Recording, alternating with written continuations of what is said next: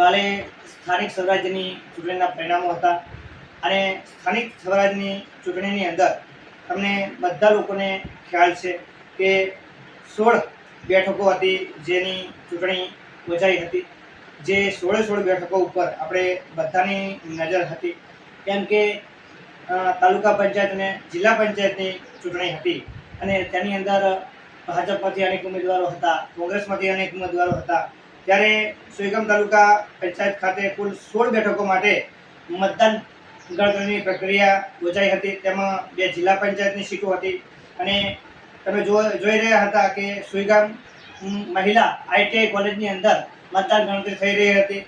ત્યારે તમે જોયું કે ભારતીય જનતા પાર્ટીને 9 બેઠકો મળી હતી તાલુકા પંચાયતની સીટો, અને જ્યારે એમ કહી શકાય કે 7 બેઠકો કોંગ્રેસ પાર્ટીને મળી છે। ત્યારે ભાજપ પાર્ટીને જે મળેલી છે બેઠકો એના વિશે આપણે થોડુંક જાણીશું કે ભાજપ પાર્ટીને જે મળેલી બેઠકો વિશે આપણે જણાવી રહ્યો છું। ત્યારે બધાને ખ્યાલ છે કે ભાજપનો હાલ દબદબો છે, જ્યારે 9 સીટો ઉપર ભાજપે કબજો કર્યો છે। જ્યારે ભાજપે ધ્રેચાણા, લીંબોણી, ભરડવા, બેણા, દુધવા, લીંબાળા, પાડણ, રડકા, ઉચોસણ એ બેઠકો ઉપર ભાજપનો ભગવો લહેરાણો છે અને ભાજપે એ સીટો જીતી છે। ત્યારબાદ કોંગ્રેસે પણ બાજી મારી છે, એની અંદર જે 7 સીટો છે એ કોંગ્રેસના ફાળે ગઈ છે, જેમ કે ગરાબડી છે, મોરવાડા છે, ચાળા છે, સોનેત છે, સુઈગામ છે, કાણોઠી છે, સુઈગામ 2 છે, એના ઉપર પણ એમણે વિજય મેળવ્યો છે।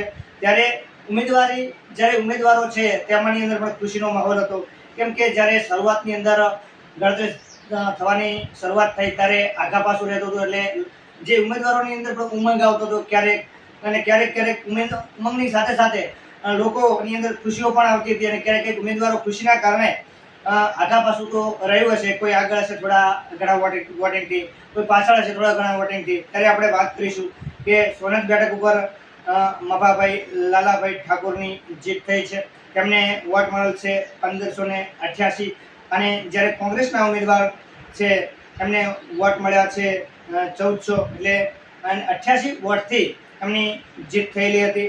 જ્યારે 1482 મત સુસેનભાઈ મસાભાઈને મળ્યા હતા। એમ તમે જુઓ છો કે બધી સીટો ઉપર રસાકસી ચાલી હતી, અને ત્યારબાદ તમે જુઓ કે બધા ઉમેદવારો જે જીત્યા છે એમણે પણ તમે જુઓ તો બહુ બધીથી જે સીટો બનાવી છે તેની અંદર દરેક લોકોએ બહુ લાઈવ સાથે પણ નિહાળ્યું, અને જે પણ ઉમેદવારો જીત્યા છે તેમણે પણ હર્ષ ઉમંગ સાથે તમે જુઓ તો ડીજે સાથે અને ફૂલ ગુલાલ ઉડાડી અને જીતનો જે મહોત્સવ ઉજવ્યો હતો આપણે બધાએ જોયું હતું। એટલા માટે